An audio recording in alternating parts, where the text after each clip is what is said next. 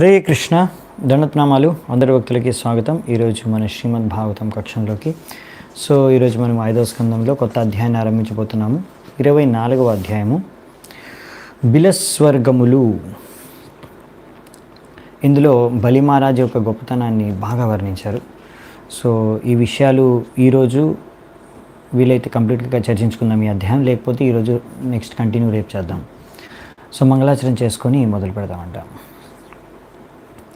ఓం అజ్ఞానతిమిరాంధస్య జ్ఞానాంజనాశలాకయా చక్షురున్మిలితం యేన తస్మై శ్రీగురవే నమః. శ్రీచైతన్యమనోభీష్టం స్థాపితం యేన భూతలే స్వయం రూపః కదా మహ్యం దదాతి స్వపదాంతికం. వందేహం శ్రీగురు శ్రీయుతాపదకమలం శ్రీగురూన్ వైష్ణవాంశ శ్రీరూపం సాగ్రజాతం సహగణ రఘునాథాన్వితాం తం సజీవం సాద్వైతం సావధూతం పరిజనసహితం కృష్ణ చైతన్యదేవం శ్రీరాధా కృష్ణపాదాన్ సహగణ లలితా శ్రీవిశాఖాన్వితాంశ నమా ఓం విష్ణుపాదాయ కృష్ణప్రేష్టాయ భూతలే శ్రీమతే భక్తివేదాంత స్వామినితే నామినే. నమస్తే సారస్వతే దేవే గౌరవాణి ప్రచారిణే నిర్విశేష శూన్యవాది పాశ్చాత్యదేశతారిణే. నమో మహావదన్యాయ కృష్ణ ప్రేమ ప్రదాయతే కృష్ణాయ కృష్ణ చైతన్య నామినే గౌరద్విషే నమః. హే కృష్ణ కరుణా సింధు దీనబంధు జగత్పతే గోపేశ గోపికా కాంత రాధాకాంత నమోస్తుతే. తప్త కాంచన గౌరాంగి రాధే వృందావనేశ్వరి వృషభానుసుతే దేవి ప్రణమామి హరిప్రియే. నీలాచల నివాసాయ నిత్యాయ పరమాత్మనే బలభద్ర సుభద్రాభ్యాం జగన్నాథాయ తే నమః. వాంఛాకల్పతరుభ్యశ్చ కృపా సింధుభ్య ఏవ చ పతితానాం పావనేభ్యో వైష్ణవేభ్యో నమో నమః. జయ శ్రీకృష్ణ చైతన్య ప్రభు నిత్యానంద శ్రీ అద్వైత గదాధర శ్రీవాసాది గౌరభక్తవృంద. హరే కృష్ణ కృష్ణ కృష్ణ హరే హరే హరే రామ రామ రామ హరే హరే. హరే కృష్ణ. శ్రీమద్ భాగవతం 5వ స్కందం 24వ అధ్యాయం బిలస్వర్గములు. శుకదేవ్ గోస్వామి పరీక్షిత్ మహారాజుకి చెప్తున్నారు, ఓ రాజా, పురాణాలు గురించి తెలిసిన వాళ్ళు చెప్పేవాళ్ళు అంటున్నారు 10,000 యోజనాలు సూర్యుడి కింద రాహు గ్రహం ఉంటుంది. అది కూడా ఒక నక్షత్రంలా తిరుగుతూ ఉంటుంది. ఈ రాహు గ్రహాన్ని ప్రతిష్టాన దేవత ఎవరంటే సింహిక అని ఒక అసురుల యొక్క కుమారుడు. యాక్చువల్లీ అసలైతే విషయం ఏంటంటే ఏమాత్రం యోగ్యత లేదు. ఇలా ఒక అసురుడి యొక్క కుమారుడైన సింహిక కుమారుడైన రాహుకి ఇలా ఒక దేవతలతో సమానంగా ఒక గ్రహం లభించడం, అలా తిరగడం వాళ్ళతో సమానంగా. కానీ ఇది భగవంతుడి కృప ద్వారా ఆయనకి ఇది ప్రాప్తి చెందింది. ఇది ఎలా అతనికి దక్కిందనే విషయాన్ని మనము తర్వాత చర్చించుకుంటాం. నేను ఈ తర్వాత తెలియజేస్తానని శుకదేవ్ గోస్వామి పరీక్షిత్ మహారాజ్ చెప్తారు. ఎందుకంటే ఇది సముద్ర మంథనం జరిగిన తర్వాత, దాని తర్వాత ఈ ఎపిసోడ్ వస్తుంది.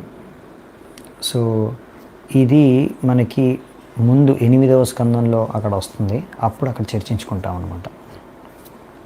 అందుకనే శుకదేవ్ గోస్వామి చెప్తున్నారు. దీని గురించి ఫుల్ స్టోరీ తర్వాత చెప్తాను. సూర్యుడు గ్రహం దేని నుంచి అయితే వేడి వెలుతురు వస్తుందో ఇది మొత్తం 10,000 యోజనాల విస్తీర్ణంలో ఉంటుంది. ఇంకా చంద్రుడిది వచ్చేసి 20,000, రాహు వచ్చేసి 30,000 యోజనాలు. సో ఎప్పుడైతే అలా సముద్ర మంత్రం జరిగిన తర్వాత అమృతాన్ని మోహినీమూర్తి రూపంలో ఉండి విష్ణువు పంచుతున్నాడో, పంచే సమయంలో రాహు ఏం చేశారంటే సూర్యచంద్రులు ఇద్దరి మధ్యలో గొడవ పెట్టడానికి ప్రయత్నించాడు. వాళ్ళిద్దరి మధ్యలో దూరాడు, వాళ్ళిద్దరి మధ్యలో ఉన్నాడనమాట. సో ఆ విధంగా ఈ రాహు అనేవాడు వ్యక్తి సూర్యుడికి కూడా విరోధి, శత్రువు, ఇంకా చంద్రుడికి కూడా విరోధి అనమాట. అందుకనే చాలాసార్లు ఈ రాహువు సూర్యుడి యొక్క కిరణాలని లేకపోతే వెలుతురుని, చంద్రుడిని కప్పేయడానికి, వారి యొక్క ప్రభావాన్ని కానీ వెలుతురిని కానీ కప్పేయడానికి ప్రయత్నిస్తూ ఉంటాడు. అమావాస్య రోజు, పూర్ణిమ రోజు అలాగా. సో ఇదన్నమాట ఇక్కడ విషయం. సో ఈ విధంగా అసలు సూర్యుడు చంద్రుడు ఇద్దరి నుంచి కూడా ఎప్పుడైతే భగవంతుడు విన్నాడో ఇలా రాహు అతన్ని అటాక్ చేస్తున్నారు. సో రాహు ఏంటంటే ఇప్పుడు ప్రయత్నిస్తూ ఉంటాడు అనమాట, సూర్యుడిని చంద్రుడిని ఆక్రమణ చేసి ఎలాగైనా వాళ్ళని కప్పేయడానికి ప్రయత్నిస్తూ ఉంటాడు. అప్పుడు సూర్యచంద్రులు ఇద్దరు కూడా విష్ణువుని ఇలా ప్రార్థించుకున్నప్పుడు విష్ణువు ఆయన సుదర్శన చక్రాన్ని పంపిస్తాడు. ఈ సుదర్శన చక్రాన్ని పంపిస్తాడు సూర్యచంద్రులిద్దరిని కూడా రక్షించడానికి. సో సుదర్శన చక్రము భగవంతుడి యొక్క గొప్ప మహాభక్తుడు. ఆయన భగవంతుడి యొక్క కృప ద్వారా ఆయన ఎన్నో కార్యాలు చేస్తారు, అద్భుతాలు. సో ఈ సుదర్శన చక్రంలో ఎంతో వేడి ఉంటుందన్నమాట. ఆ వేడిని ఇప్పుడు మనం చూస్తాము. ముఖ్యంగా ఈ సుదర్శన చక్రం గురించి కూడా గొప్పతనం వింటాము. సో ఎవరైతే అవైష్ణవులో అభక్తులో వారిని చంపడానికి భగవంతుడు ఈ సుదర్శన చక్రాన్ని వినియోగిస్తారు. ఈ సుదర్శన చక్రంలో ఎంత వేడి ఉంటుందంటే ఇది రాహు కూడా తట్టుకోలేడు అన్నమాట వేడిని. అందుకనే భయంతో అతను కూడా ఆ సుదర్శన చక్రం వస్తుందని చూసి భయపడి పారిపోతాడు అన్నమాట రాహు. అందుకనే ఇప్పుడు ఎప్పుడైతే ఇది eclipse, solar eclipse, lunar eclipse అంటే గ్రహణం, సూర్యగ్రహణం, చంద్రగ్రహణం అంటే ఏంటంటే రాహు సూర్యుడిని చంద్రుడిని ఆక్రమణ చేసి వాళ్ళని ఎలాగైనా వారి యొక్క ప్రభావాన్ని కప్పేసి వాళ్ళ వెలుతురిని కప్పేయడానికి ప్రయత్నిస్తాడు, అడ్డుకుంటాడు. సో కానీ సుదర్శన చక్రం వస్తుందనుకోండి, దాన్ని చూసి భయపడి పారిపోతాడు రాహు. అందుకే ఎక్కువసేపు ఆ గ్రహణం అనేది కొంతసేపు ఉంటుంది. ఆ రాహువు ఎక్కువసేపు అలా కప్పి ఉంచలేడు అన్నమాట సూర్యుడిని కానీ చంద్రుడిని కానీ. ఎందుకంటే ఇక్కడ సుదర్శన చక్రం సూర్యచంద్రుడిని కూడా రక్షిస్తుంది భగవంతుడి యొక్క కృప ద్వారా. సో భగవంతుడు దేవతల్ని ఎప్పుడైనా వాళ్ళ ఆపదలో ఉంటే, విపత్తులో ఉంటే భగవంతుడు స్వయంగా లేకపోతే అలా తన యొక్క అస్త్రాలని కానీ శస్త్రాలని కానీ పార్షదుల్ని కానీ పంపించి వాళ్ళని రక్షిస్తాడు. సో ఈ యొక్క దేవతలు వీళ్ళు భగవంతుడు చెప్పిన ఆదేశాల ప్రకారమే వాళ్ళు జీవిస్తారు. ఇప్పుడు దేవతలు కూడా వాళ్ళకు కూడా కొన్ని కోరికలు ఉన్నాయి, భౌతిక కోరికలు ఉన్నప్పటికీ, భౌతిక వాసనలు భౌతిక కోరికలు ఉన్నప్పటికీ వాళ్ళు భగవంతుడి యొక్క ఆదేశానుసారాన్ని పాటిస్తూ వాళ్ళు జీవిస్తారు. అందుకని వాళ్ళని డెమిగాడ్స్ అన్నారు. భగవంతుడు అనలేదు వాళ్ళని, డెమిగాడ్స్ అంటే దేవతలు అన్నారు. అంటే వాళ్ళు భగవంతుడి లాగా ఆల్మోస్ట్ గాడ్లీ అని రాశారు ప్రభుపాదుల వారు. సో ఇక్కడ అందుకని రాహువు ఆక్రమణ చేసినప్పుడల్లా సూర్యుడి చంద్రుడిని విష్ణువు తన సుదర్శన చక్రాన్ని పంపించి వారిని రక్షిస్తాడు.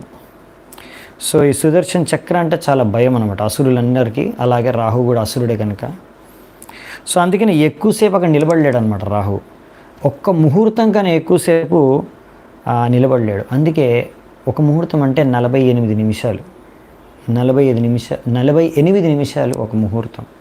అంతకాలం మాత్రమే అలా సూర్యగ్రహం చంద్రుడిని సూర్యుడిని కప్పి ఉంచగలడు. అంతకన్నా ఎక్కువసేపు ఉంచలేకపోతాడు, పారిపోవాల్సింది రాహు.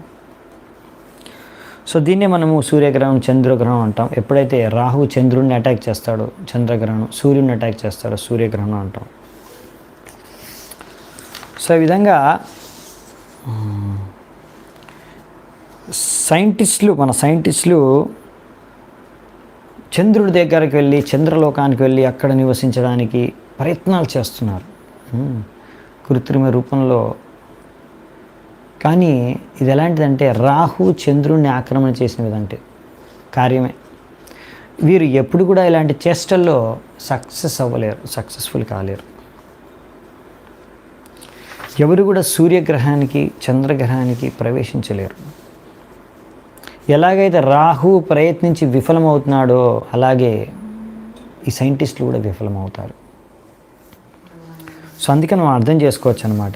కొన్ని ప్రయత్నాలు మన సైంటిస్టులు చేస్తారు, అవి ఎలాగో 100% ఫెయిల్ అయ్యేవి అనమాట. సో అలాంటి ప్రయత్నాలు చేశారనుకోండి, ఎంతో డబ్బు నష్టం అవుతుంది. కోట్ల రూపాయలు మీ జోబుల్లోంచే తీసుకుంటున్నారు, పన్నుల రూపంలో, ట్యాక్సుల రూపంలో. సో ఇలాంటి కొన్ని చేష్టలు కోట్ల రూపాయలు నాశనం చేస్తున్నారంట. సో అంతే మీ డబ్బులే సో తీసుకొని అందులో ఖర్చు చేస్తున్నారు. తద్వారా ఏం జరుగుతుందంటే ఎంతో సమయం నష్టం, డబ్బు నష్టం, ఎంతో తెలివి అంతా కూడా వేస్ట్ అయిపోతుంది. ఎంతో సైంటిస్టులు ఎంతో తెలివి ఉంది. సో ఆ తెలివితోని భగవంతుడు ఈ సృష్టిని ఎలా రచించాడు, ఆయన ఎంత గొప్ప అనే గొప్పతనాన్ని అర్థం చేసుకోకుండా ఈ విధంగా శాస్త్రాల్లో చెప్పారు ఇది కుదరదు, ఇది చేయడానికి వీలవదు. చంద్రుడు ఒక స్వర్గలోకంలో ఒక గ్రహం, చంద్రలోకం. దానికి ప్రవేశించాలంటే తగిన పుణ్యకార్యాలు చేసి ఉండాలి, మీరు తగిన యోగ్యత కలిగి ఉండాలి. రాకెట్టేసుకొని వెళ్ళిపోలేరు. అందుకనే ప్రభుపాద కూడా అంటారు ఒక చోట, వీళ్ళు వెళ్ళారు కదా, ఎక్కడో వెళ్ళారంటున్నారు, మేబీ రాహు గ్రహానికి వెళ్ళొచ్చి ఉంటారు అని. సో ఎందుకంటే ఇక్కడ కూడా రాహు గ్రహం దగ్గరే ఉంది కదా. సో సూర్యుడి కింద రాహు ఉన్నాడు, అవునా. ఇంకా చంద్రుడు సూర్యుడి పైన ఉన్నాడు. మనం చర్చించుకున్నాం ఇవన్నీ కూడా ఆల్రెడీ, అవునా. సో ఇప్పుడు సూర్యుడి కింద రాహు ఉంటే, రాహుకి 10,000 యోజనాల కింద సిద్ధలోక, చారణలోక, విద్యాధర లోకాలు ఉన్నాయి. సో ఈ లోకాల్లో వారికి చాలా సిద్ధులు, శక్తులు, యోగ శక్తులు ఉంటాయి. వాళ్ళు ఏ ఏరోప్లేన్ లేకుండానే ఒక గ్రహం నుంచి ఇంకో గ్రహానికి ప్రయాణించగలరు. సో నెక్స్ట్ ఈ విద్యాధర చరణలోక, సిద్ధలోక కింద ఇంకా కొంచెం అంతరిక్షం ఉంది. అక్కడ యక్ష, రాక్షసులు, పిశాచులు, భూతాలు ఇవన్నీ తిరుగుతూ ఉంటాయి అన్నమాట ఈ అంతరిక్షంలో. ఇది ఎక్కడి వరకు ఉంటుంది ఇంకా అంటే, as far as the wind blows and clouds float in the sky. So ఎక్కడి వరకు అయితే ఇంకా గాలి వీస్తుందో, మేఘాలు కదులుతున్నాయో, తేలుతున్నాయో ఆకాశంలో, అక్కడ వరకు అంతరిక్షం ఉంటుందంట. Above this there is no more air. దీని తర్వాత దీనిపైన ఇంకా ఏమీ గాలి లేదు. సో ఈ విధంగా వేరు లోకాలు, వేరు జీవరాశులు ఎక్కడెక్కడ ఉన్న సృష్టిలో కూడా ఇక్కడ వర్ణించారు.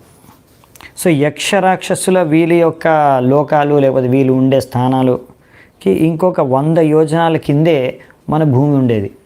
అంటే మన భూమికి 100 యోజనాల పైన, అంటే 800 మైళ్ళ పైనే ఈ యక్షరు, రాక్షసులు, పిశాచులు, భూతాలన్నీ తిరుగుతూ ఉంటాయి అన్నమాట, వాళ్ళ ఉండే స్థలం. సో ఇప్పుడు మన పృథ్వీ అంటే ఎక్కడ వరకు పృథ్వీ అంటే, పృథ్వీ విస్తీర్ణం పృథ్వీ వచ్చేసి ఎక్కడ వరకు అయితే, ఇప్పుడు ఇది పృథ్వీ, దీనిపైన ఉన్న ఇప్పుడు మనం ఈ గాలి వాన మనం చూసేది కూడా అంత పృథ్వీ పార్టీ. కానీ ఎంత పైకి వరకు, భూమి నుంచి ఎంతవరకు పైన వరకు మనం పృథ్వీ కింద, భూమి కింద కన్సిడర్ చేయొచ్చు అంటే, ఎక్కడ వరకు అయితే ఈ గద్దెలు ఇంకా రకరకాల పక్షులు, పెద్ద పక్షులు ఎగరగలుగుతాయి, ఎంత హైట్ వరకు, హయ్యెస్ట్ హైట్ వరకు మన భూమి మీద ఉండే పక్షులు ఎగరగలుగుతాయో అంతవరకు మన భూమి యొక్క ఏరియా అనుకోండి, భూమి కిందని కన్సిడర్ చేస్తారు దాని ప్లేస్. అది భూమి యొక్క లిమిట్ అన్నమాట. సో ఇప్పుడు భూమి మీద ఉన్నాయని చెప్పేశారు. పైనుంచి వస్తే మన భూమండలం అనేది 7th ప్లానటరీ సిస్టమ్, అవునా. దీని కింద ఇంకా 7 ఉంటాయి. ఓ రాజా, ఈ భూమండలం కింద కూడా ఎన్ని ఉన్నాయి? ఇంకా 7 ఉన్నాయంట. 7 ప్లానటరీ సిస్టమ్స్ ఉన్నాయి. అతల, వితల, సుతల, తలాతల, మహాతల, రసాతల, పాతాల. అతల, వితల, సుతల, తలాతల, మహాతల, రసాతల, పాతాల, మొత్తం 7 ఉన్నాయి. సో ఎందుకంటే భూమండలం గురించి మొత్తం చెప్పేశారు, అవునా. ఎన్ని ఉన్నాయి, ఏమున్నాయి, జంబూ ద్వీపం అన్నీ మనం చర్చించేసుకున్నాం. సో అందుకని ఇప్పుడు దాని గురించి ఎక్కువ వర్ణించట్లేదు, కిందికి వెళ్తాం. సో ఇప్పుడు కిందున్న ఈ 7 ప్లానటరీ సిస్టమ్స్, 7 ప్లానటరీ సిస్టమ్స్, ఈ 7 గ్రహ మండలాలు ఉన్నాయి కదా, ఇవన్నీ కూడా ఎగ్జాక్ట్లీ మన భూమండలం సైజే ఉంటాయంట. ఓకే, భూమి సైజే ఉంటాయి. నెక్స్ట్ వచ్చేసి ఇప్పుడు ఈ 7 ప్లానటరీ సిస్టమ్స్ అన్నిటిని కలిపి బిలస్వర్గములు అంటారు. సబ్టరేనియన్ హెవెన్స్, బిలస్వర్గములు అంటారు. ఇవన్నీ కూడా ఎంతో అందంగా ఉంటాయంట. మంచి మంచి గృహాలు, వనాలు, ఇంద్రియాలని ఉపభోగించడానికి కావాల్సిన అందమైన ప్రదేశాలు, ఇంకా చెప్పాలంటే స్వర్గలోకంలో ఉండే కన్నా కూడా ఇంద్రియాల్ని భోగించుకోవడానికి కావలసిన సువిధలు ఇంకా చక్కగా బాగా హై లెవెల్లో ఉంటాయంట ఇక్కడ. ఎందుకంటే ఇక్కడ అసురులు, రాక్షసులు, అసురులు నివసిస్తారు కదా, దైత్యులు, దానవులు, వీళ్ళందరూ కూడా వారి యొక్క ఇంద్రియాల్ని భోగించే రేంజు చాలా పెద్దదన్నమాట, ఎక్కువ అనమాట, లెవెల్ ఎక్కువ. అందుకనే దానికి తగ్గట్టుగా ఫెసిలిటీస్ ఎక్కువ ఉంటాయి వాళ్ళకి భోగించడానికి. So high standard of sense pleasure, standard ఎక్కువ అనమాట వీళ్ళది ఇంకా ఎంజాయ్ చేయడానికి. అందుకనే ఇక్కడ ఇంకా దాని ప్రకారం ఫెసిలిటీస్ ఉంటాయి. సో ఇక్కడ ఉండే వాళ్ళని, ఈ లోకాల్లో ఉండే వాళ్ళని దైత్యులు, దానవులు, నాగలు, వీళ్ళందరూ అనమాట, వీళ్ళందరూ కూడా గృహస్థులుగా ఇక్కడ జీవిస్తారు.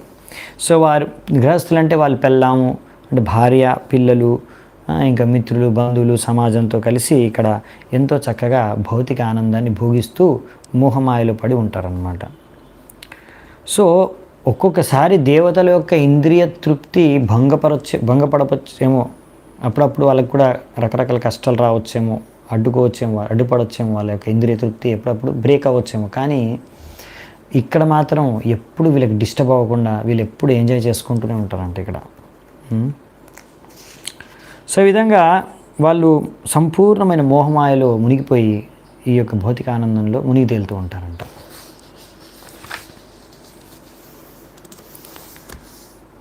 అందుకనే రాజా ఇక్కడ చెప్తున్నారు, ఇవి బిలస్వర్గ అంటారు. అంటే స్వర్గం లాంటిదే కానీ స్వర్గం కాదు, ఇమిటేషన్ స్వర్గం అనమాట.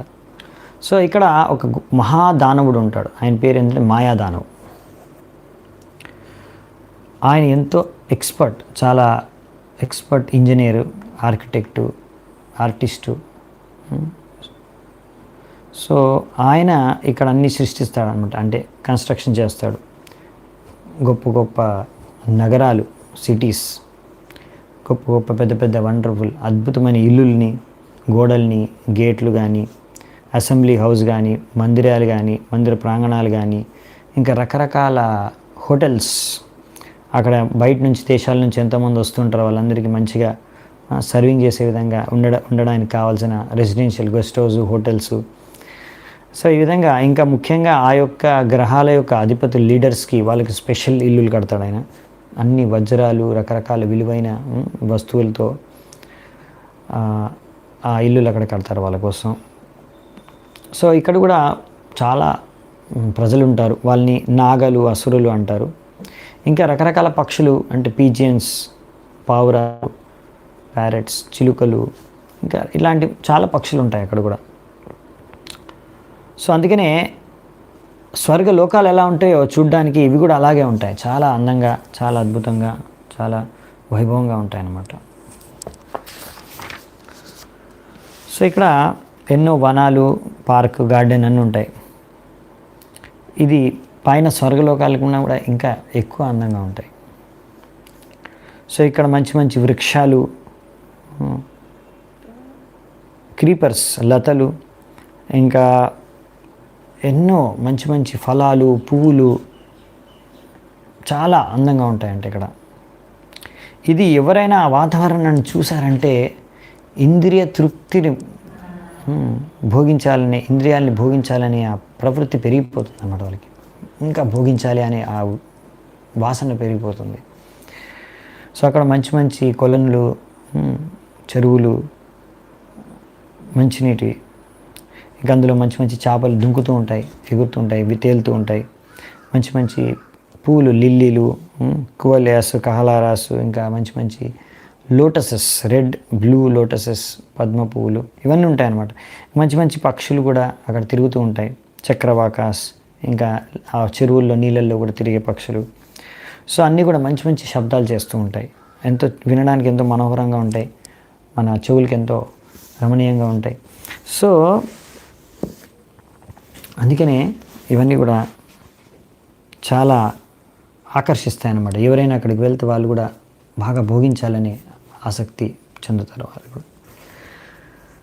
కానీ ఇక్కడ సూర్యుడి యొక్క కిరణాలు ప్రవేశించవు, అది ముందు కూడా మనం చర్చించుకున్నాము. సూర్యకిరణాలు ఇక్కడ ప్రవేశించవు, అందుకనే ఇక్కడ దినము రాత్రి అనే తేడా లేదు.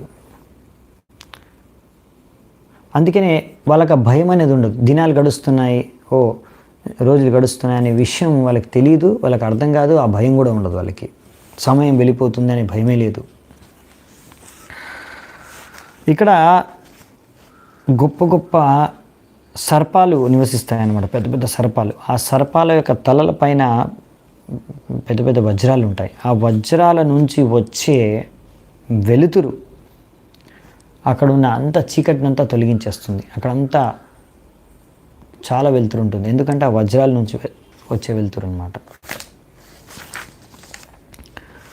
ఇంకా ఇక్కడ నివసించే వాసులందరూ కూడా మంచి మంచి జలాల్లో, ఇంకా మంచి మంచి విషయాలతో, వస్తువులతో స్నానం చేస్తారు. ఇంకా మంచి మంచి జ్యూసెస్ తాగుతారనమాట. మంచి మంచి ఎంతో ఔషధపూరితమైన హెర్బ్స్. అందుకనే వాళ్ళకి ఎటువంటైన చింత, టెన్షను లేకుండా, ఏమాత్రం రోగాలు లేకుండా, శారీరక మానసిక రోగాలు లేకుండా ఎంతో శక్తివంతంగా ఉంటారు, స్వస్థత జీవిస్తారు. వాళ్ళకి ఎప్పుడు కూడా జుట్టు తెల్లబడదు, చర్మం ముడతలు పడవు. ఎప్పుడు కూడా వాళ్ళకి ఇన్వాలిడిటీ అంటే ఇంకా ముసలి వాళ్ళు అయిపోయిన, ముసలితనం వచ్చేసింది, ఇంకేం అవయవాలు పని చేయకుండా పోతున్నాయి, అలాంటివి ఏం కావు. వాళ్ళకి ముసలితనమే రాదు. వాళ్ళు ఎప్పుడు వాళ్ళ యొక్క చర్మము యొక్క కాంతి ఎప్పుడు తగ్గదు. ఇంకా వారికి ఎప్పుడు చెమట కూడా, ఆ చెమట వాసన కూడా ఎప్పుడు కూడా రాదు. ఇంకా అది ఎప్పుడు బ్యాడ్ స్మెల్ రాదు. సో వాళ్ళకి ఎప్పుడు కూడా అలసట కూడా రాదు, ఎప్పుడు ఫుల్ ఎనర్జీ ఉంటుంది. వాళ్ళు ఎంత వయసు అయిపోయినా సరే, ఓల్డ్ ఏజ్ వచ్చేసినా సరే, అదే ఉత్సాహం, అదే శక్తి, అదే సామర్థ్యం అలాగే ఉంటాయన్నమాట. ఇంకా వాళ్ళు ఎప్పుడు కూడా, వీళ్ళందరూ కూడా దేనికి భయపడరు. కానీ మృత్యు అనేది వస్తుంది కాలం రూపంలో, సమయం రూపంలో. ఒక సమయం వస్తుంది, ఆ సమయంలో చనిపోతారు, దానికి ఒక్కటి భయపడతారు. అది ఎలా వాళ్ళకి అర్థమవుతుందంటే, which is the effulgence of the Sudarshan chakra. Sudarshan చక్రను చూస్తే వాళ్ళకి అర్థమైపోతుంది నా మృత్యు దగ్గర వచ్చింది అనేసి, నా కాలం అయిపోయింది అని. సో సుదర్శన్ చక్రాన్ని చూసి వాళ్ళు భయపడతారు. సుదర్శన్ చక్ర యొక్క వెలుతురుని చూసి వాళ్ళు భయపడిపోతారు. సో చూడండి, ఇక్కడ ఎన్నో రకాల సౌకర్యాలు, సదుపాయాలు భోగించడానికి మన పృథ్వీ కన్నా కూడా, ఇంకా స్వర్గలోకాల కన్నా కూడా చాలా మంచి మంచి సువిధలు ఉన్నాయి ఇక్కడ కింద లోకాల్లో, బిలస్ స్వర్గాల్లో. కానీ ఇక్కడ ఒక ప్రాబ్లం ఏంటంటే, this is the defect of metal existence అని ప్రభుపాదుల ద్వారా రాస్తున్నారు. ఇక్కడ బిలస్ స్వర్గాల్లో అన్నీ బాగా అరేంజ్ అయి ఉన్నాయి, అయినా కానీ ఏదో ఒక సమయంలో సడన్గా మృత్యు అనేది మాత్రం వస్తుంది. అప్పుడు అన్నీ మీరు ఎన్ని చేశారో, ఎంత ప్లాన్స్ చేశారో భోగించడానికి, లేకపోతే ఎన్ని సేకరించారో వస్తువులు, విషయాలు, వ్యక్తులు, అన్నీ వదిలేయాల్సిందే మీరు. సో అందుకనే ఈ యొక్క భౌతిక సుఖం, ఆనందం అనేది ఎక్కువ కాలం ఉండదు, ఒకరోజు ముగిసిపోవాల్సిందే. అది స్వర్గమైనా సరే, బిలస్ స్వర్గమైనా సరే, పృథివీ అయినా సరే, ఈ భౌతిక ప్రపంచంలో ఎక్కడైనా సరే.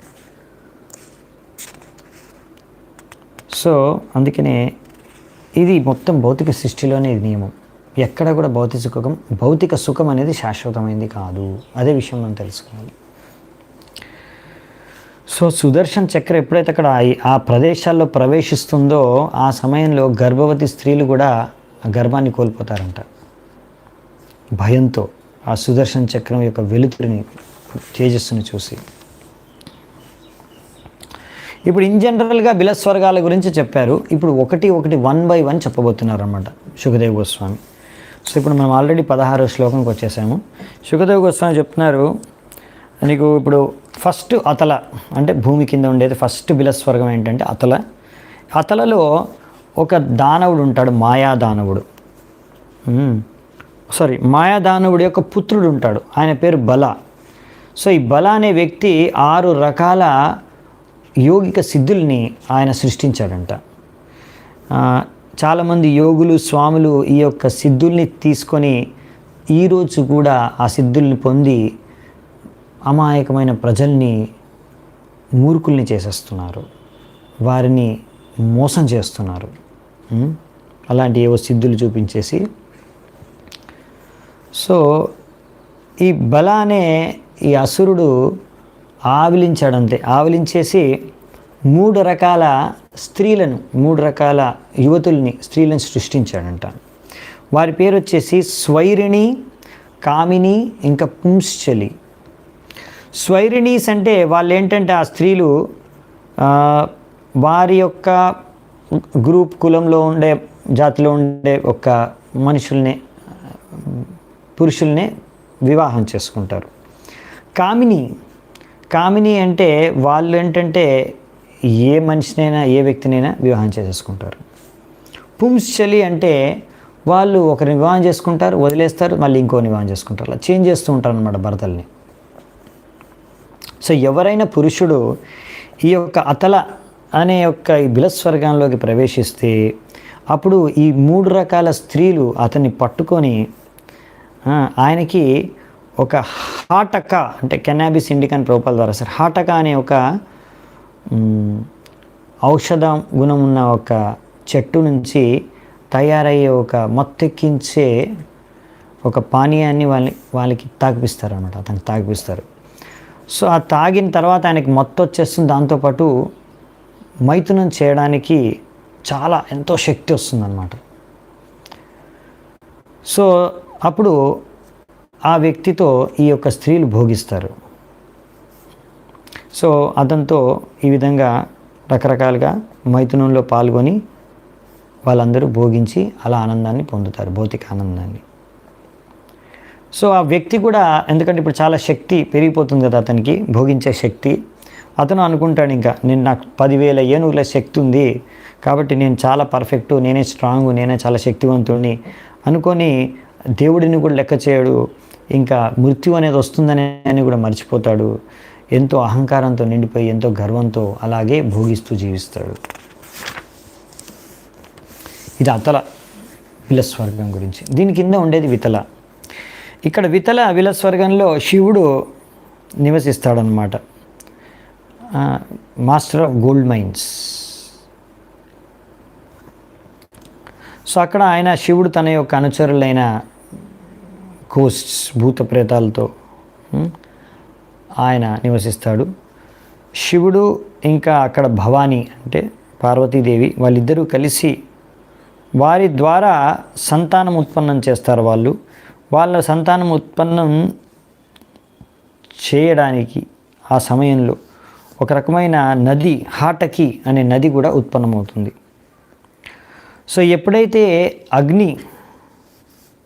ఈ యొక్క అగ్ని ద్వారా ఈ నది అంతా అగ్ని తినేస్తుందో, తద్వారా అగ్ని ఈ యొక్క నది నుంచి వారి యొక్క కలయిక ద్వారా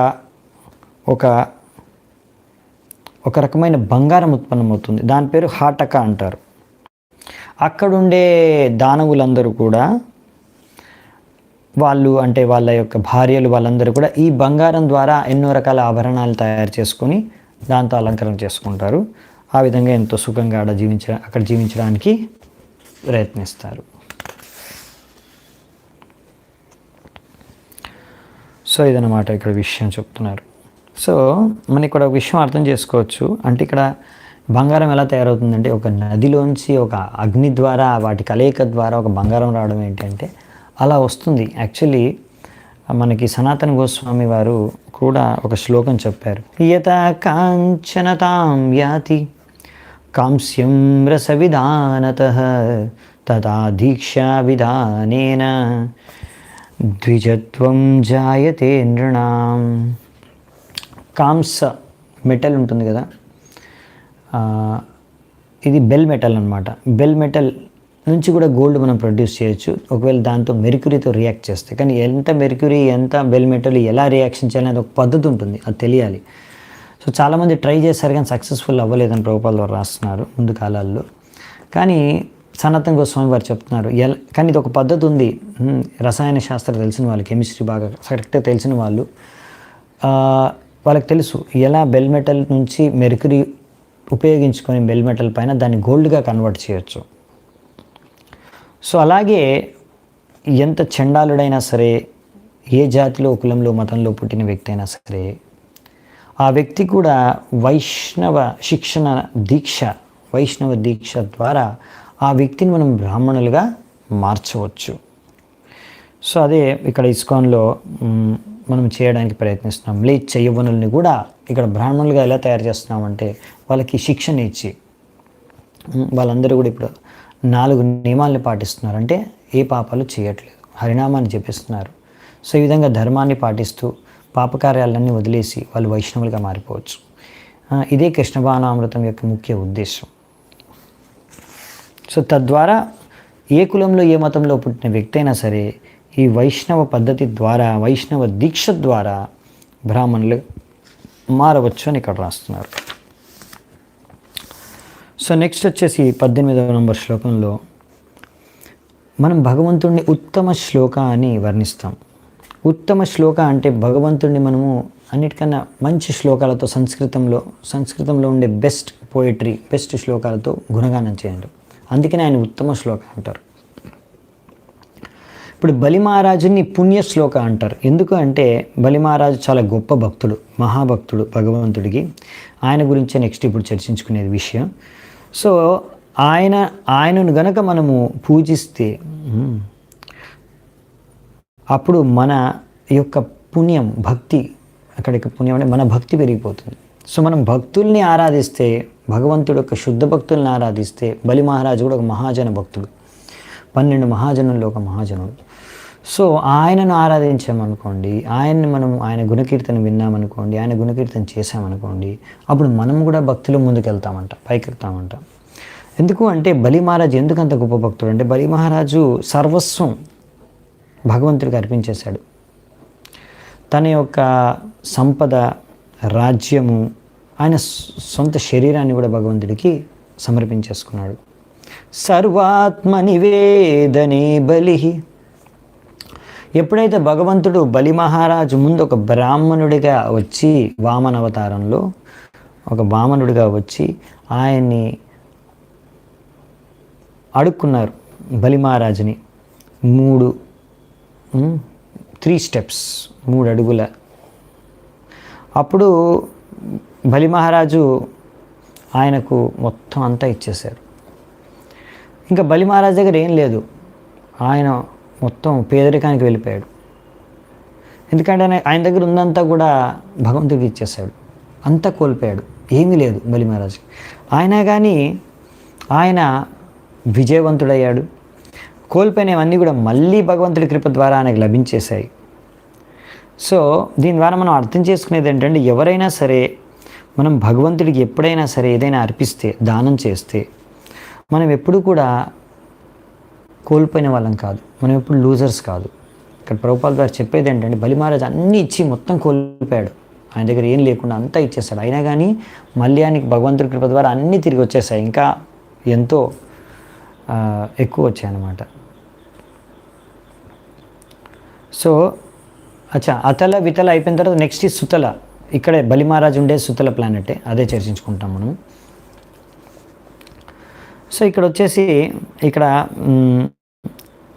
భగవంతుడికి ఏది ఇచ్చినా సరే, మనం కృష్ణుడికి ఏది ఇచ్చినా సరే మనకి అందులో లాస్ లేదు. మనం కృష్ణుడికి ఏదైనా సేవ చేసుకుంటే, అర్పిస్తే, దానం చేస్తే దానికి లాస్ లేదు, మనకి తిరిగి వచ్చేస్తుంది. అందుకనే ప్రభుపాల ద్వారా ఒక హెచ్చరిస్తున్నారు. ఒక హెచ్చరిక ఏంటంటే అందుకనే ఇస్కాన్లో అందరు భక్తులు కూడా భగవంతుడి తరఫున మనము డొనేషన్స్, చందాలు కలెక్ట్ చేస్తున్నాం. సో ఇలా కలెక్ట్ చేసినవన్నీ కూడా మనము జాగ్రత్తగా అన్నీ కూడా భగవంతుడి యొక్క సేవకు మాత్రమే వినియోగించాలి. ఒకవేళ భగవంతుడి సేవకు వినియోగించకుండా వేరే మన ఇంద్రియ తృప్తికి కానీ వేరే దానికి కానీ వినియోగిస్తే మాత్రం అది చాలా పెద్ద అపరాధం. అందుకనే జాగ్రత్తగా ఉండాలి అనేసి హెచ్చరిస్తున్నారు మనందరికీ ప్రభుపాల ద్వారా, మన ఇస్కాన్ భక్తులందరికీ. సో ఇక్కడ చెప్తున్నారనమాట నెక్స్ట్, ఓ రాజా, ఈ బలి మహారాజు ఆయన దగ్గర ఉన్న అన్నీ కూడా భగవంతుడికి అర్పించేశాడు. ఎప్పుడైతే భగవంతుడు వామనదేవ్ రూపంలో వచ్చాడు. చూడండి, ఈ బలి మహారాజుని ఇక్కడ గొప్పగా వర్ణిస్తున్నారు. యాక్చువల్లీ బలి మహారాజు మొత్తం చరిత్ర మనకి ఐ థింక్ 8వ స్కందంలో ఇక్కడ వస్తుంది. అప్పుడు మనం విస్తృతంగా చర్చించుకుంటాం, కానీ ఆయన గొప్పతనాన్ని ఇక్కడ బాగా వర్ణించారు. సో ఇంకా ఆయన ప్రార్థనలు కూడా వర్ణించారు, మనం చూద్దామంట. సో ఇక్కడ ఏం చెప్తున్నారంటే, మనం ఇలా అనుకోకూడదు, ఓహో ఆ బలి మహారాజు ఇప్పుడు ఆయన బిలస్వర్గానికి రాజు, ఆయనే అధిపతి బలి మహారాజు, ఈ యొక్క సుతల ప్లానెట్కి, ఈ సుతల గ్రహానికి ఆయనే శాసించేది, సుతల గ్రహాన్ని బిలస్వర్గం ఒకటి. సో అంటే మనం భగవంతుడికి ఇలా దానం చేస్తే మనకు కూడా రిటర్న్లో బాగా వస్తాయన్నమాట, మంచి ఇన్వెస్ట్మెంట్, అలా ఆలోచించకూడదు మనం. లేకపోతే మనం ఇలా దానం చేసినందుకు మనకు తప్పకుండా భగవంతుడు ఇవ్వాల్సిందే, ఎందుకంటే నేను దానం చేశాను కదా, భగవంతుడికి ఇది ఇచ్చాను కదా, అర్పించాను కదా, కాబట్టి నాకు భగవంతుడికి ఇవ్వాల్సిందే, అలా ఊహించుకొని మనము భగవంతుడికి అర్పించకూడదు. ఆ ఉద్దేశంతో ఏదో పొందాలి, రిటర్న్లో మనకు చాలా రిటర్న్లో బాగా లాభాలు రావాలి అనే ఉద్దేశంతో భగవంతుడికి అర్పించకూడదు, దానం చేయకూడదు. అలా దానం చేయడం వల్లనే నాకు అన్నీ వస్తాయని అనుకోకూడదు. సో ఈ భావన అనేది తప్పనమాట. భగవంతుడు పరమాత్ముడు ఆయన అందరి హృదయంలో ఉన్నాడు, అందరికీ ఆయనే సుఖాన్ని దుఃఖాన్ని అందిస్తున్నాడు. సో ఇక్కడ బలి మహారాజు అలా ఏదో పొందాలి భగవంతుడి నుంచి అనే ఉద్దేశంతో ఆయనకి అర్పించలేదు. ఆయన భగవంతుడి యొక్క దివ్య గుణాల పట్ల ఎంతగా ఆకర్షితుడైపోయాడంటే బలి మహారాజు అన్నీ కూడా ఆయన పాదపద్మాలకు అర్పించేశాడు, తనను తానే అర్పించుకున్నాడు. సో అందుకే ఆయనకు భౌతికంగా ఏదో పొందాలి అనే ఉద్దేశంతో భగవంతుడికి అవన్నీ అర్పించలేదు. ఆయన నేను శుద్ధ భక్తుడిని అవ్వాలి అనే ఉద్దేశంతో భగవంతుడికి అన్నీ అర్పించాడు. సో ఈ ఉద్దేశంతో మనం భగవంతుడికి అర్పించాలి. నేను శుద్ధ భక్తుడిని అవ్వాలి, నేను భక్తి మార్గంలో నేను ముందుకెళ్ళాలి, భగవంతుడి భక్తి ప్రేమ, కృష్ణ ప్రేమ నాకు కావాలి అనే ఉద్దేశంతో మనం భగవంతుడికి అన్నీ అర్పించాలి. అంతేగాని భగవంతుడికి 100 రూపాయలు ఇస్తే నాకు భగవంతుడు 1000 రూపాయలు ఇస్తాడనే ఉద్దేశంతో భగవంతుడికి దానం చేయకూడదు. సో అందుకనే ఒక భక్తుడికి ఏంటంటే ఈ యొక్క ముక్తి మార్గం ఎప్పుడో ఓపెన్ అయిపోయి ఉంది. సో అందుకని నేను ఎప్పుడూ ఆలోచించకూడదు, ఇలా బలి మహారాజు దానం చేశాడు అందుకే ఆయనకి సుతల ప్లానెట్కి భగవంతుడు ఆయనకి ఇచ్చేస్తాడు, ఒక మొత్తం బిలస్వర్గమే ఇచ్చేస్తాడు అనుకోకూడదు. సో ఎవరైనా సరే ఒక వ్యక్తి కృష్ణ ప్రేమలో శుద్ధ భక్తుడైపోతాడు, కృష్ణ ప్రేమ పొందుతాడు. అతనికి భగవంతుడి కృప ద్వారా అష్టైశ్వర్యాలు, అన్ని రకాల ఐశ్వర్యాలు, సంపద లభించవచ్చు. మంచి ఖ్యాతి, పొజిషను, స్టేటస్సు, మంచి స్థానము సొసైటీలో అన్నీ లభించవచ్చు. పేరు, ప్రతిష్టకు అన్నీ కూడా లభించవచ్చు. భౌతికంగా కూడా ఆయన ఎంతో ఉన్నతమైన స్థానం ఆయనకి లభించవచ్చు భగవంతుడి కృప ద్వారా. శుద్ధ భక్తుడికి కూడా లభించవచ్చు. శుద్ధ భక్తులు అందరూ కూడా కంపల్సరీ బికారీలు అయి ఉండాలని ఏం రూల్ ఏం లేదు. ప్రతి ఒక్క శుద్ధ భక్తుడిగా పేదరికంలో జీవించాలి అనేం రూల్ లేదు. సో భగవంతుడు కావాలనుకుంటే తన శుద్ధ భక్తుల్ని కూడా అష్టైశ్వర్యాలతో, అన్ని రకాల సౌకర్యాలతో, అన్ని ఎంతో పెద్ద పెద్ద బాధ్యతలు కూడా వాళ్ళకి ఇవ్వచ్చు. ఎంతో పెద్ద పెద్ద పొజిషన్ కానీ ఉన్నతమైన స్థానాలని వాళ్ళకి ఇవ్వచ్చు. తద్వారా ఆ స్థానం ద్వారా ఆ పొజిషన్ నుంచే భగవంతుడి సేవ చేసుకునే భాగ్యాన్ని వాళ్ళకి కలిగించవచ్చు. అది భగవంతుడి ఇష్టం, భగవంతుడి కృప వాళ్ళపైన. కానీ మనం ఎప్పుడు ఇలా ఆలోచించకూడదు. ఒకవేళ మనము ఏదైనా భక్తి చేసుకున్న తర్వాత మనకి ఏదైనా భౌతిక లాభం వచ్చిందనుకోండి, నేను భక్తి చేసుకున్నాను, భగవంతుడు నాకు కరుణించాడు, అందుకే నాకు ఇంత డబ్బు వచ్చేసింది అని అనుకోకూడదు. అది భక్తి యొక్క ఫలితం కాదు. యాక్చువల్లీ అంతా భగవంతుడే ఇస్తున్నాడు మనకి. కానీ అసలైన లాభం మనం భక్తి చేసుకోవడం ద్వారా అసలైన లాభము ఏదో డబ్బు రావడమో, జాబ్ రావడమో, బిజినెస్ బాగా నడవడమో, లేకపోతే కూతురు లేకపోతే కొడుకు పెళ్ళి అవ్వడమో, ఇది కాదనమాట. మనము భక్తి చేసుకుంటున్నాము, అసలైన లాభం ఫలితం మనం భక్తి బాగా చేసుకుంటామంటే అదేంటంటే మనలో ఉన్న కృష్ణ ప్రేమ జాగృతం అవ్వడం. ఎప్పుడైతే మనలో ఉన్న కృష్ణ ప్రేమ జాగృతం అవుతుందో అప్పుడు మనం భక్తి చేసుకున్న దానికి ఫలితం దక్కినట్టు, అసలైన ఫలితం. ఇంకా దాంతోపాటు ఎన్నో రావచ్చు, మీకు ముక్తి లభిస్తుంది, భోగించడానికి అన్ని రకాల సువిధలు సౌకర్యాలు లభిస్తాయి. కానీ అసలైన లాభం అది కాదు. అసలైన ఫలితం, అసలైన లాభం ఏంటంటే కృష్ణ ప్రేమ. సో మనం ఇదే కోరుకోవాలి. నేను కృష్ణ ప్రేమ జాగృతం అవ్వాలి నా హృదయంలో, ఇంకా కృష్ణుడి పట్ల నాకు ప్రేమ లేదు. సో కృష్ణుడి పట్ల ప్రేమ జాగృతం అవ్వాలని కోరుకోవాలి, శుద్ధ భక్తులం అవ్వాలని కోరుకోవాలి. అందుకని మనం అన్ని భగవంతుడికి భక్తి చేసుకోవాలి, అన్నీ అర్పించుకోవాలి. సో 20 శ్లోకంలో ఏం చెప్తున్నారంటే,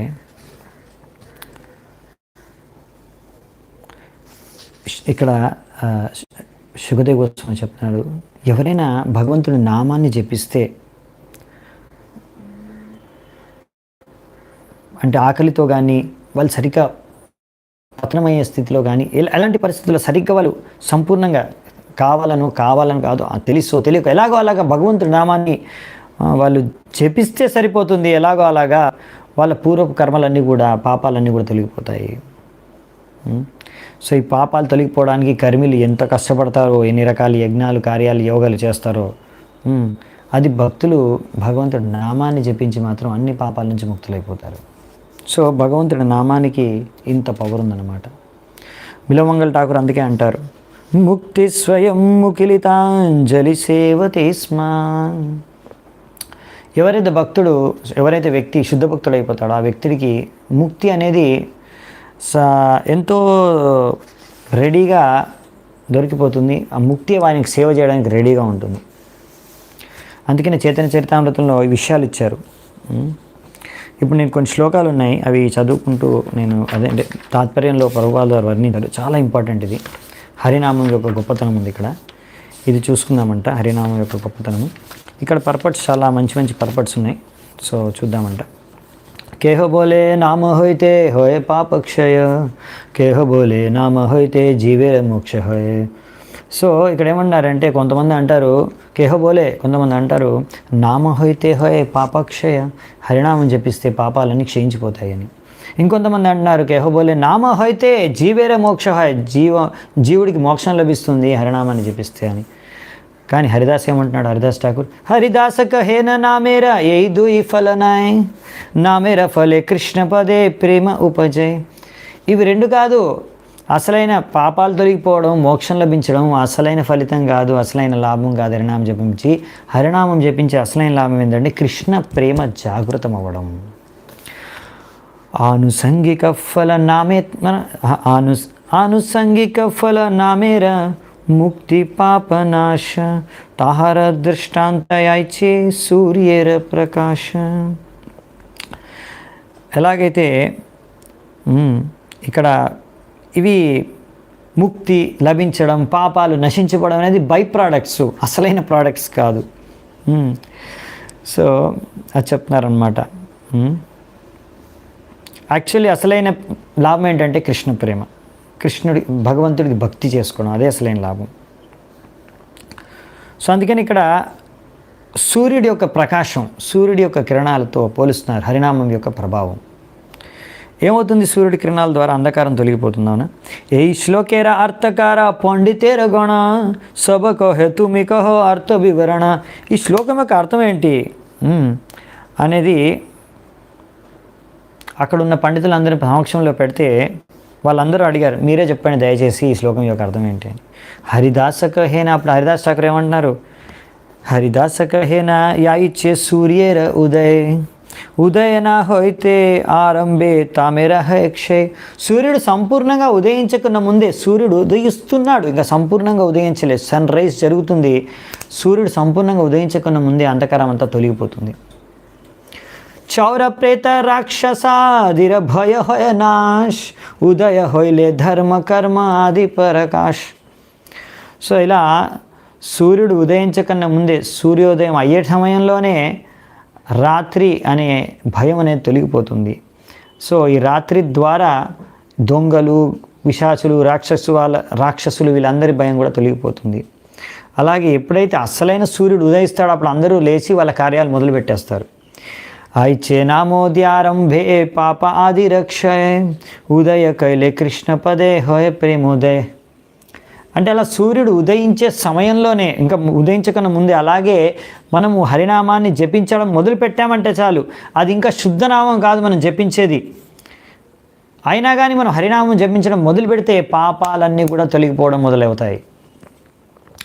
ఇంకా ఎవరైతే ఇప్పుడు శుద్ధ నామాన్ని జపిస్తారో కృష్ణ ప్రేమ లభిస్తుంది. ముక్తి తుచ్చ ఫల హోయ్ నామ భాష హోయితే, ఏ ముక్తి భక్త నాలయ సే కృష్ణ చాహే దీతే. భక్తుడు ఎప్పుడు కూడా ఈ ముక్తిని స్వీకరించరు. కృష్ణుడు ఒకవేళ ఆయనకి ఇచ్చినా సరే ముక్తి తీసుకో అని, భక్తుడికి ఇంట్రెస్ట్ లేదు ముక్తి మీద. పాపాలు తొలగించమని కూడా అడగడు ఆయనకు అవసరం లేదు, ఇంట్రెస్ట్ లేదు దాని మీద. ఇవన్నీ మనకు నామాభాష ద్వారా వచ్చేస్తాయి. సో ఎలాగైతే కొంచెం సూర్యుడి కిరణాల ద్వారా అంధకారం తొలగిపోతుందో, glimpse of light of holy name. సంపూర్ణంగా మీరు ఇంకా శుద్ధనామం జపించలేదు, నామాభాష స్థాయిలో ఉన్న సంపూర్ణంగా మీ పాపాలన్నీ తొలగిపోతాయి, మీకు మోక్షం కూడా లభించేస్తుంది. సో ఈ స్టేజెస్ ఏంటంటే నేను హరినామ చింతామణిలో డీటెయిల్గా డిస్కస్ చేసుకున్నాను. ఒక్కొక్క స్టేజ్ హరిదాస్ ఠాకూరే చెప్తారు అక్కడ కూడా. సో కానీ ప్రభుపాల్ వారు ఇక్కడ మొత్తం హరినామ చింతామణిని మీరు జిస్టులో ఇక్కడ ఇచ్చేశారు. సో 3 స్టేజెస్ ఉంటాయి.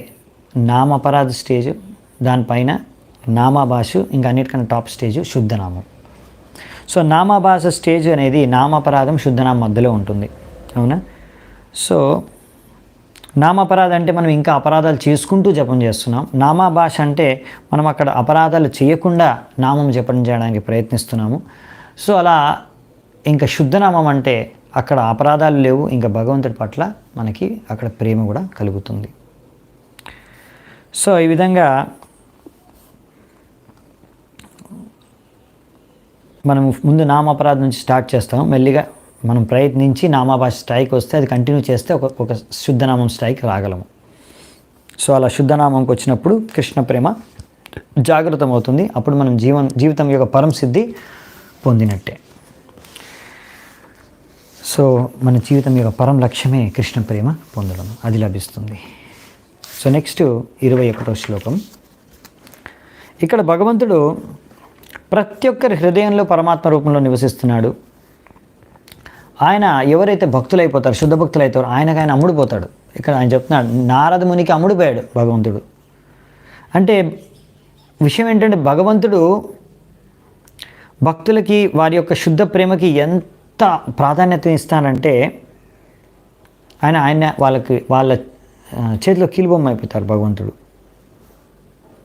సో వాళ్ళకి శుద్ధ ప్రేమను అందిస్తాడు. తద్వారా వాళ్ళు కూడా ఆయన శుద్ధంగా ప్రేమించగలుగుతారు.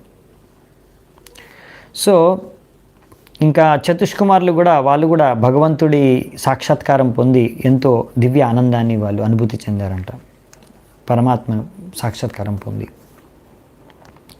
సో ఇక్కడ బలి మహారాజు, అందుకనే చెప్పేది ఏంటంటే ఇక్కడ విషయము, బలి మహారాజు యొక్క శుద్ధ భక్తికి భగవంతుడు ఎంతగా ప్రసన్నుడైపోయాడంటే, బలి మహారాజు యొక్క సుతల గ్రహంలో ఉన్న రాజ్యానికి ద్వారపాలకుడు అయిపోయాడు భగవంతుడు. వామన దేవుడు బలి మహారాజు రాజ్యంలో ద్వారపాలకుడుగా ఆయన వచ్చి అక్కడ నిజంగా స్వయంగా నించున్నాడు ద్వారం దగ్గర, ద్వారపాలకుడుగా వామనదేవుడు. భగవంతుడు భక్తుడి యొక్క సేవకుడిగా అయిపోయాడు. అది బలి మహారాజు యొక్క గొప్పతనం, ఆయన శుద్ధ భక్తి యొక్క గొప్పతనం. సో భగవంతుడు శుద్ధ భక్తుల సేవకుడు అయిపోతాడు. సో భగవంతుడు ఆయన బలి మహారాజుకి ఎంతో కృపను చూపించాడు. కానీ అసలైన కృప ఆయనకు అందించిన బిలస్వర్గము, ఆస్తి, సంపద, పొజిషను, రాజు ఇదంతా కాదు. ఎందుకంటే అధిక ధనము, అధిక సువిధలు, సౌకర్యాలు భోగించడానికి ఇవన్నీ మనం భగవంతుడిని మర్చిపోయే విధంగా చేస్తాయి, భగవంతుడి సేవని మర్చిపోయే విధంగా చేస్తాయి మనని. సో ఇంకా మనం భగవంతుడి గురించి ధ్యానమే చేసుకోలేము, ఎప్పుడు ఇంద్రియాలను భోగించే దాంట్లోనే మనం నిమగ్నం అయిపోతాము. సో అందుకనే భగవంతుడి అసలైన కృప ఈ భౌతిక ధనమో, భౌతిక ఆనందమో కాదు, భౌతిక సుఖమో కాదు, ఈ సంపద కాదు. సో 2 రకాల ఐశ్వర్యాలు ఉన్నాయి. ఒకటి ఏంటంటే మన కర్మ ప్రకారం మనకు లభించేది భౌతిక సుఖం, ఇంకొకటి వచ్చేసి భౌతిక ఐశ్వర్యం, ఇంకొకటి వచ్చేసి ఆధ్యాత్మికం. సో ఎవరైతే భగవంతుడికి సంపూర్ణంగా శరణాగతుడైపోతాడో, ఇక్కడ బలి మహారాజు లాగా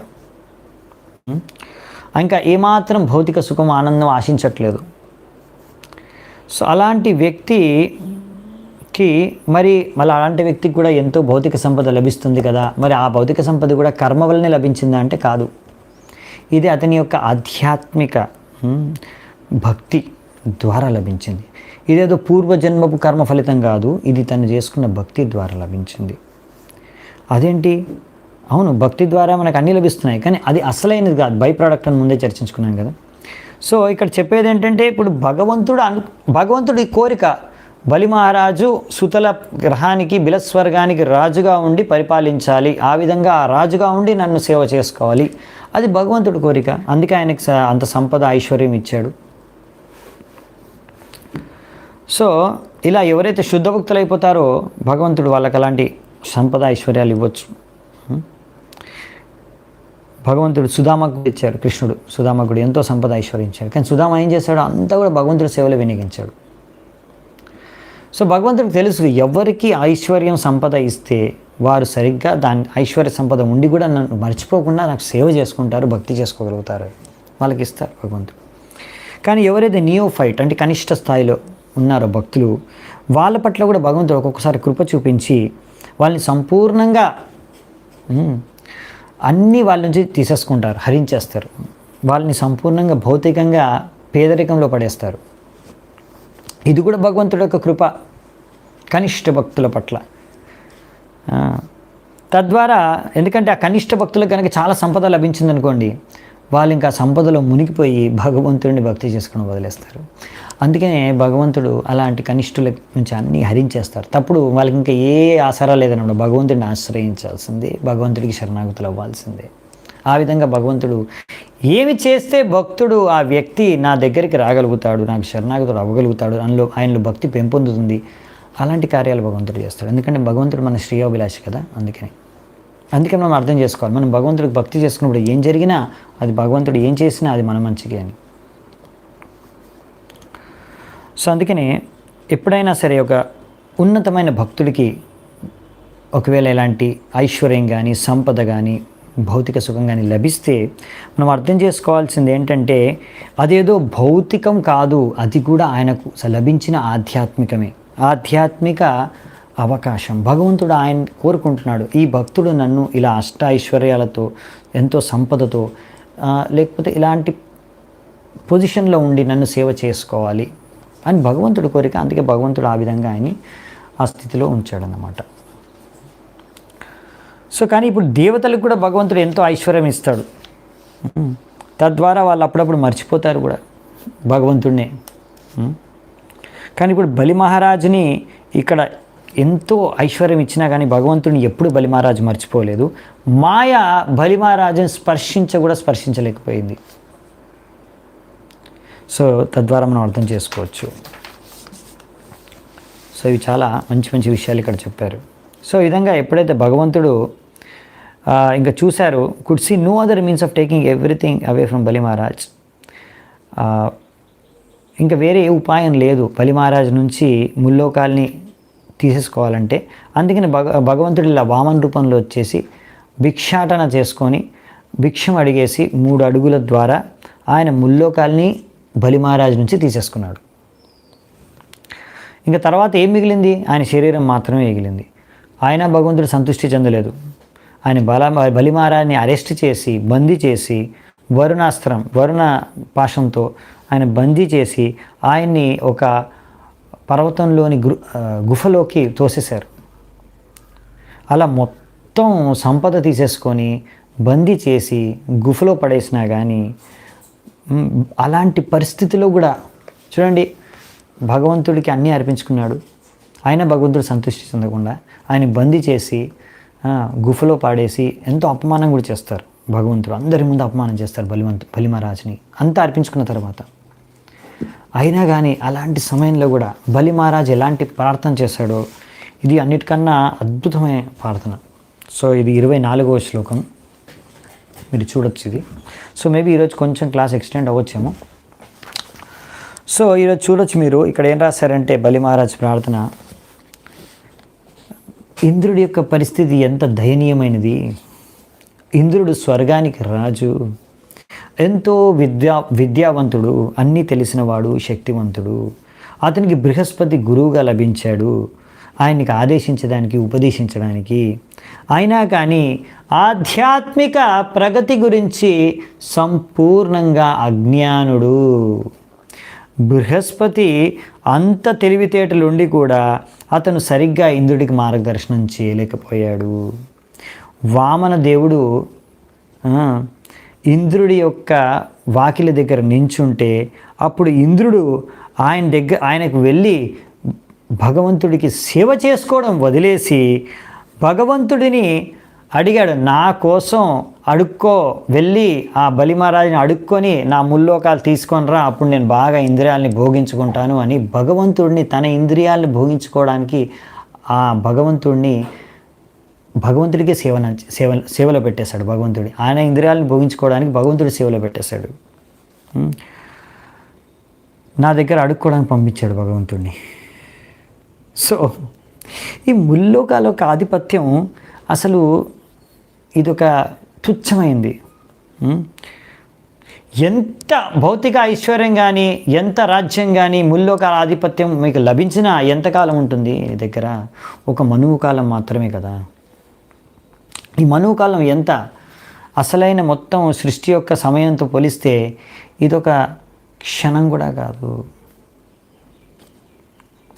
సో ఇక్కడ బలి మహారాజ్ చెప్తున్నాడు. సో ఇంద్రుడు ఎంత మూర్ఖుడు, ఎంత దయనీయమైన పరిస్థితి.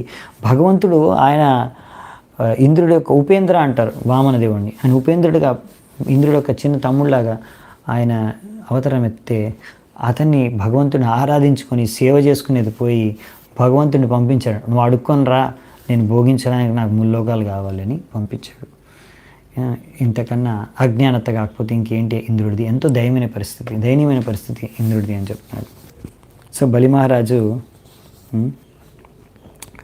చెప్తున్నారు, నా యొక్క తాత ప్రహ్లాద్ మహారాజు ఆయన ఒక్కడే అసలు అతని ఆత్మ యొక్క ఆత్మకు అసలైన సంతృప్తి, లాభాన్ని కలిగించేది ఏందనే విషయం తెలిసిన వాడు ఒక్కడే మా తాతయ్య ప్రహ్లాదుడు. ప్రహ్లాద్ మహారాజు చనిపోయిన తర్వాత ప్రహ్లాద్ మహారాజు యొక్క తండ్రి హిరణ్యకశిపుడు చనిపోయిన తర్వాత అంటే నరసింహదేవుడు ప్రహ్లాదుని అడిగాడు, నీకు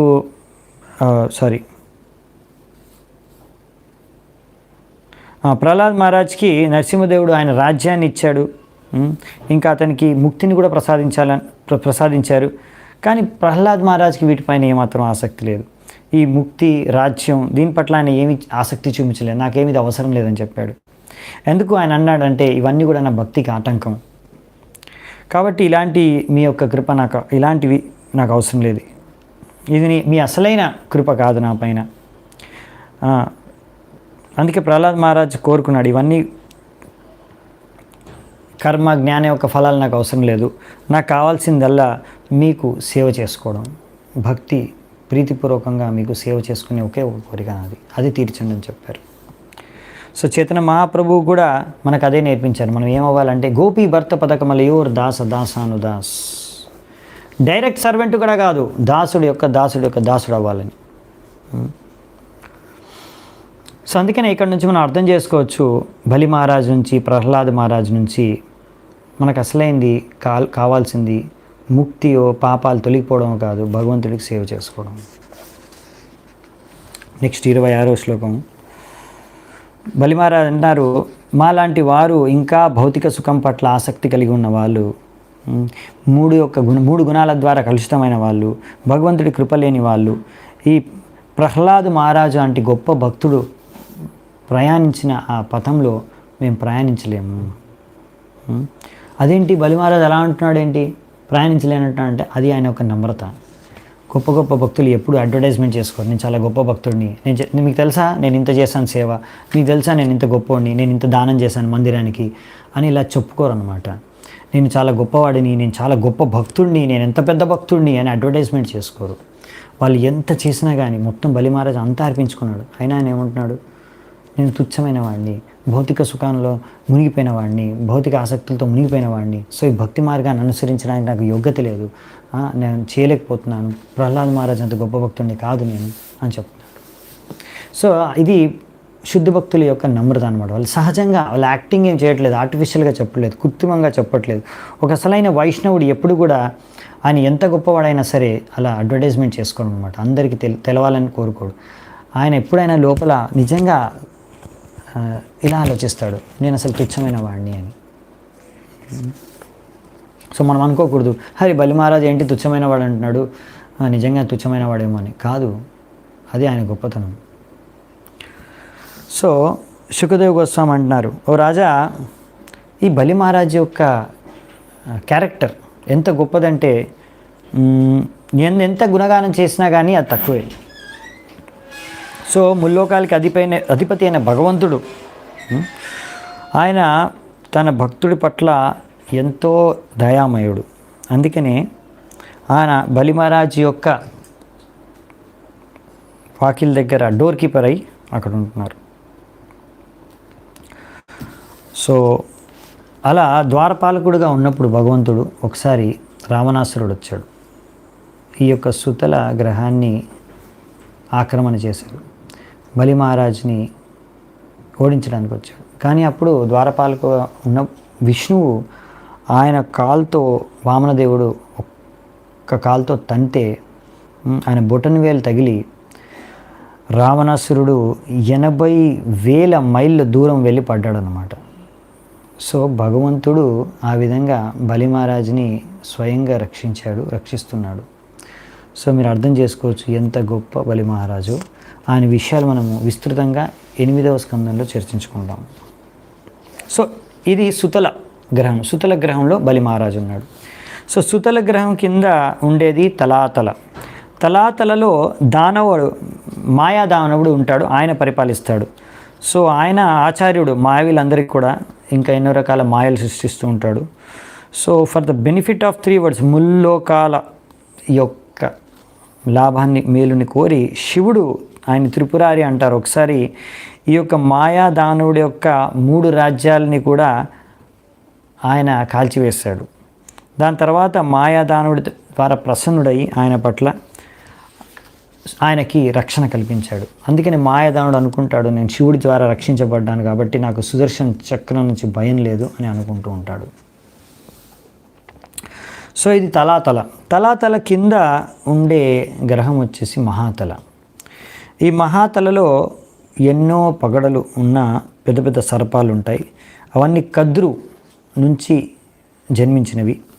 అవన్నీ ఎప్పుడు ఎంతో క్రోధంతో ఉంటాయి. వాటి పేర్లు వచ్చేసి కుహక, తక్షక, కాళియ, శుషేన. సో ఈ సర్పాలన్నీ కూడా మహాతలలో ఉంటాయి. కానీ వాళ్ళు ఎప్పుడు కూడా గరుడు అంటే భయం, గరుడదేవుడు అంటే భయం.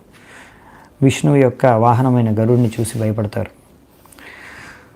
వాళ్ళు ఎప్పుడు ఆ భయంతోనే జీవిస్తారు. కానీ అలాగే వాళ్ళ యొక్క భార్య పిల్లలతో, బంధువులతో సుఖంగా భోగించడానికి ప్రయత్నిస్తూ ఉంటారు. అసలు ఒక పట్ల భయం ఉంటుంది, ఇంకో పట్ల నుంచి భౌతికంగా భోగించడానికి ప్రయత్నిస్తూ ఉంటారు.